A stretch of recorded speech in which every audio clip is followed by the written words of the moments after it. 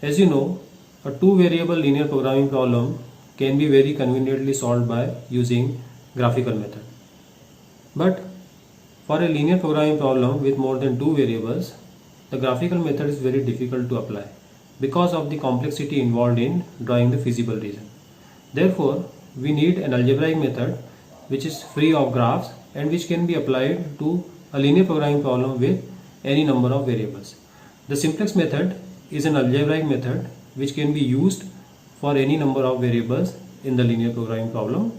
Therefore, in this video, we shall discuss the computational setup and the working procedure of the simplex method. We shall take an example and solve it by using the graphical method, and then we shall solve this example by using simplex method, and we shall see how simplex method works.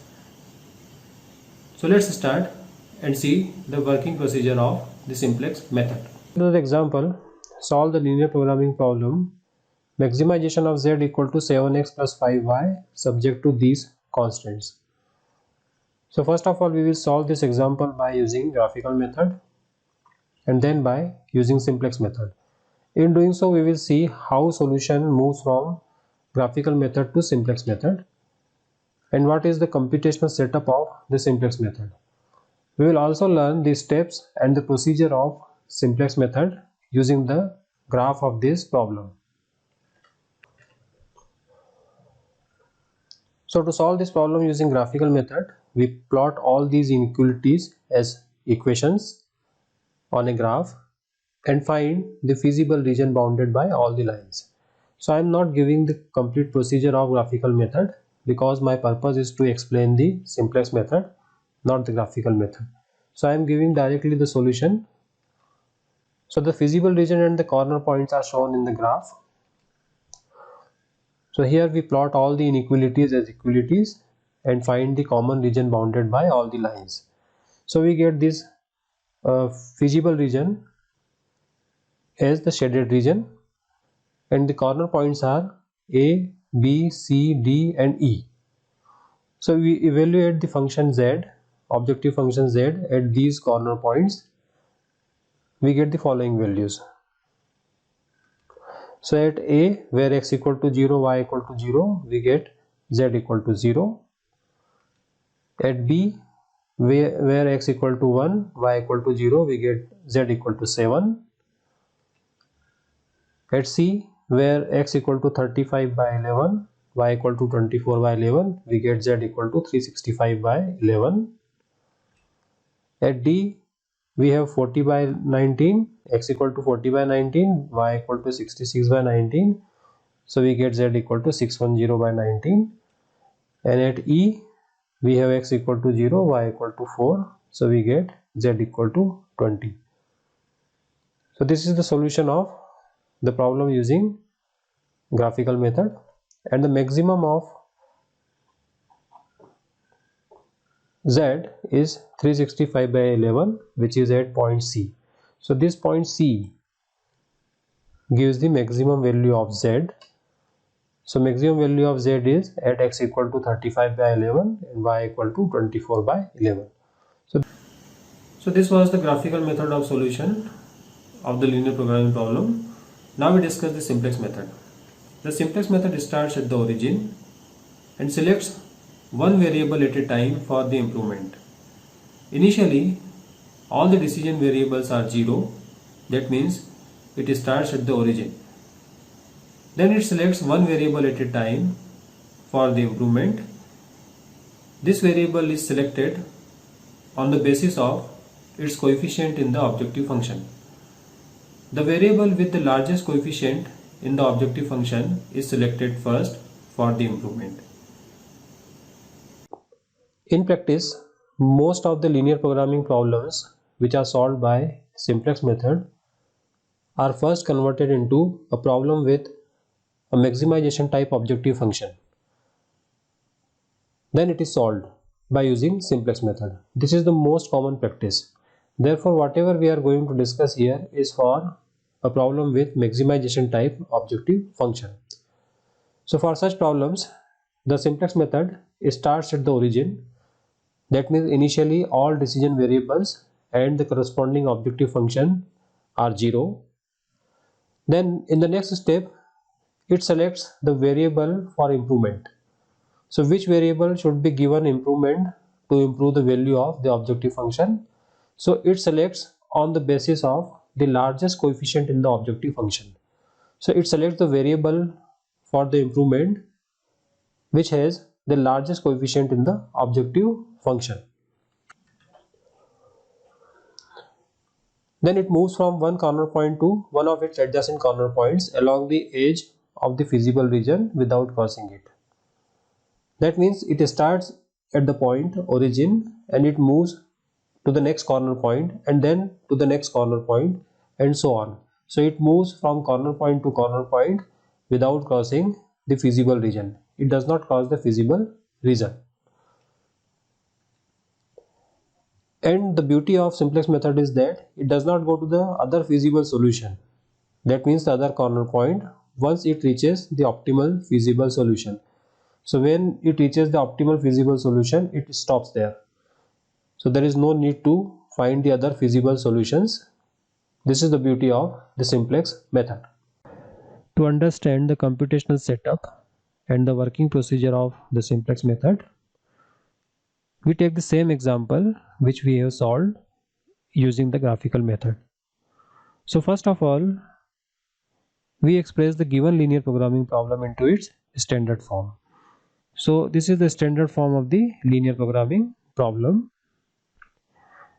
Remember, the graph is not available in the simplex method, but I have taken this graph just to explain the computational setup and the procedure. And also you can note that this z I have written as an equation here, but this is not a common practice. You will not find z written like this in simplex method, but I am writing here z as an equation just to explain the computational setup. So this is the standard form. Graph is not available, graph is just for reference. So initially we start at the origin, that means xy equal to 0 and s1 equal to 30, s2 equal to 16, s3 equal to 1 and z equal to 0. Here x and y are called non-basic variables because they are initially 0, and s1, s2, s3 are called basic variables because they are non-zero. So this is the starting solution. So if you look at the graph, initially we are at the origin.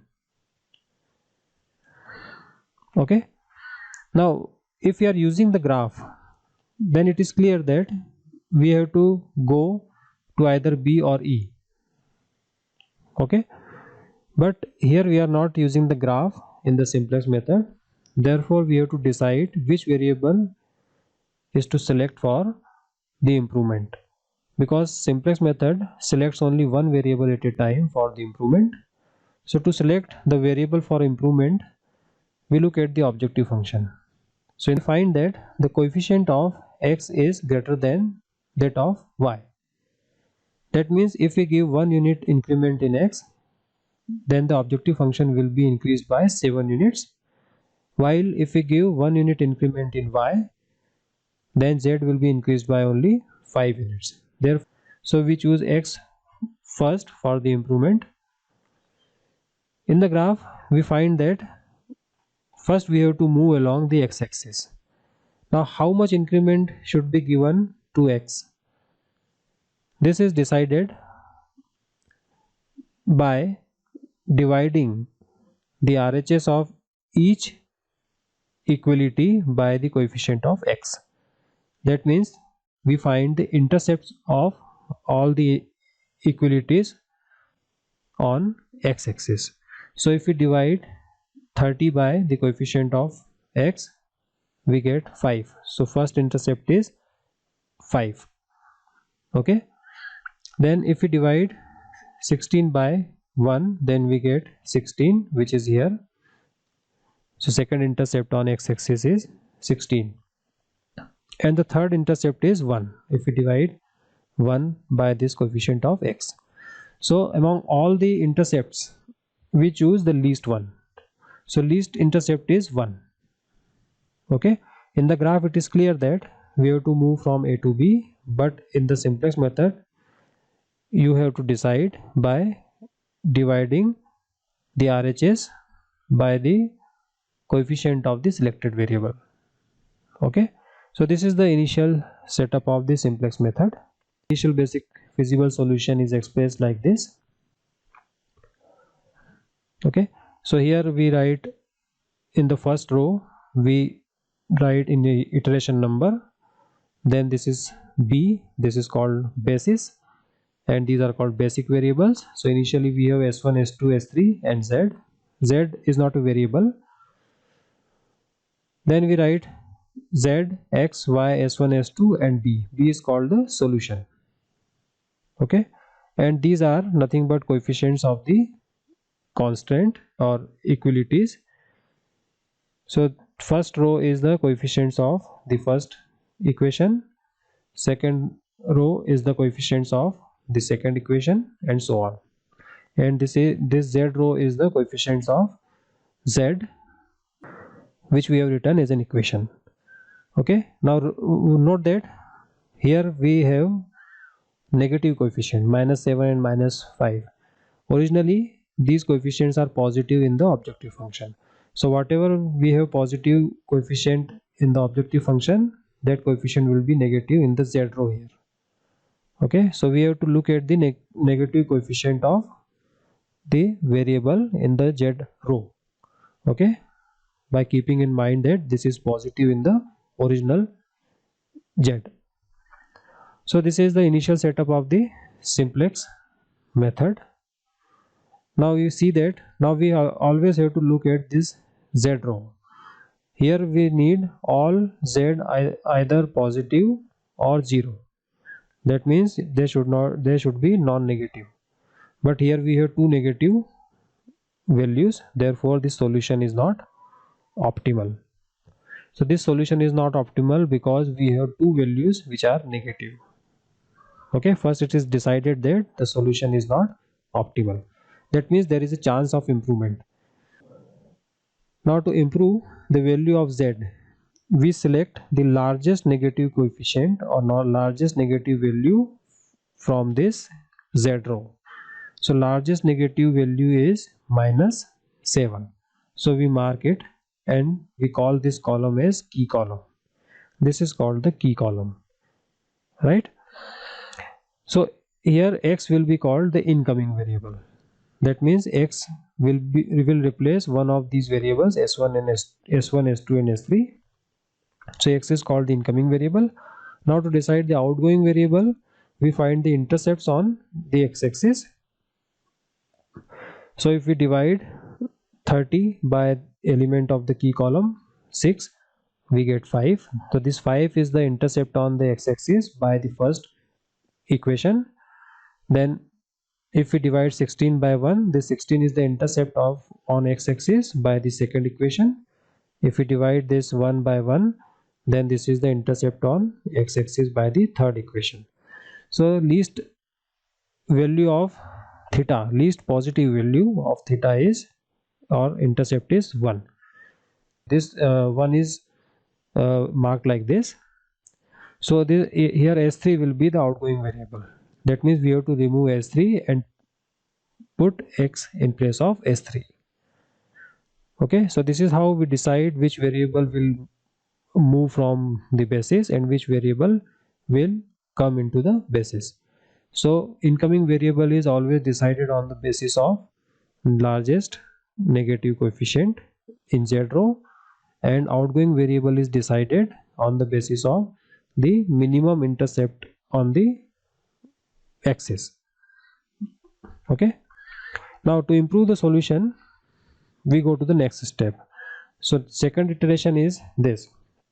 In the second iteration, we replace S3 by X. So we put X here and we keep all other variables as they are. Then using this row, this is called key row. This is key column and this is key row. Okay, so first of all we write key row. So here key row, the key element which is at the intersection of key column and key row is 1. This is, we have to make this key element 1. So fortunately this is 1 already, so we have to write this row first as it is, and using this row we have to make all other entries in this column 0. That means we eliminate x from everywhere, because x is now incoming variable, x is included in the basis, so we have to eliminate x from all other constants and the objective function. So using this one we eliminate all x. So if we multiply by 7 and add it to z row, we get this row. Okay, so multiply by 7 in this row and add it to this z row, you get this modified row. Similarly, to make this 0, multiply by -1 and add it to this row. So this x row is multiplied by 1 -1 and added to the s2 row, so you get this new row, and so on. So we have made all entries in this column 0 using this 1. So normally Gauss elimination is used, or row operations are used to make all other entries 0. So the new solution is s1 equal to 24, s2 equal to 15, and x equal to 1, right?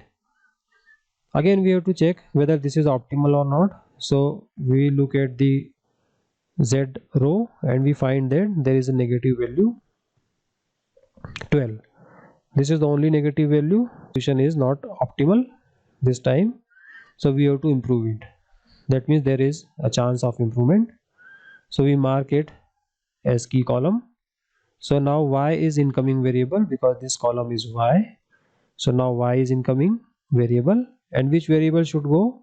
So we divide these elements of b by elements of key column, so we get this. So here we see that if we divide this 1 by this -1, we get -1. So we avoid this -1. Negative intercepts are not considered.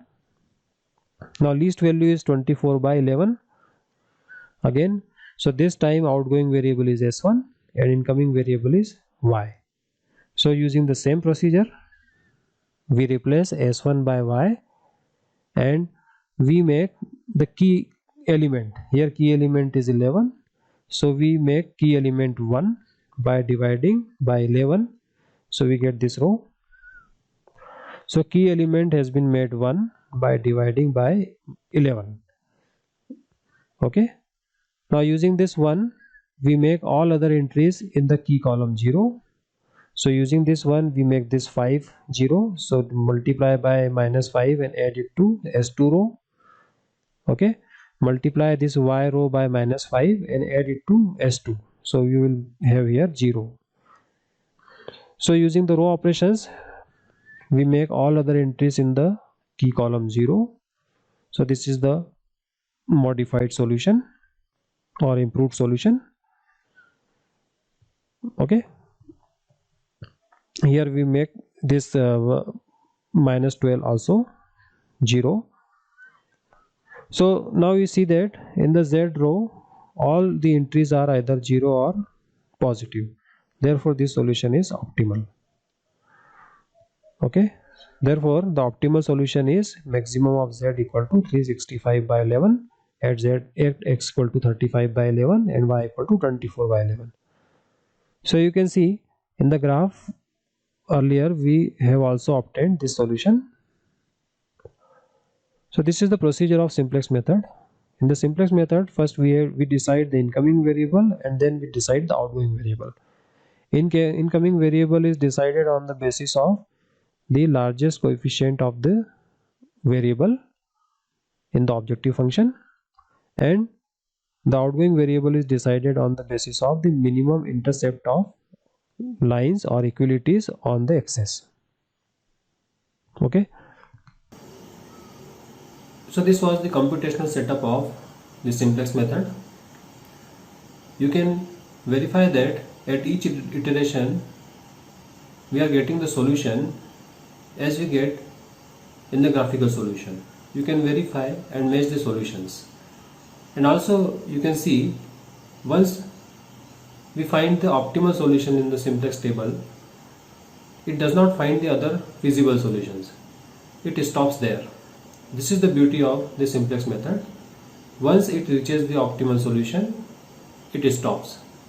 It does not find the other solutions. So in this way, it saves our labor, because in graphical method we have seen that we have to find all the solutions, whether it is optimal or non-optimal. Therefore, this is the advantage of the simplex method. So I hope you understood the computational setup of the simplex method. Thank you very much.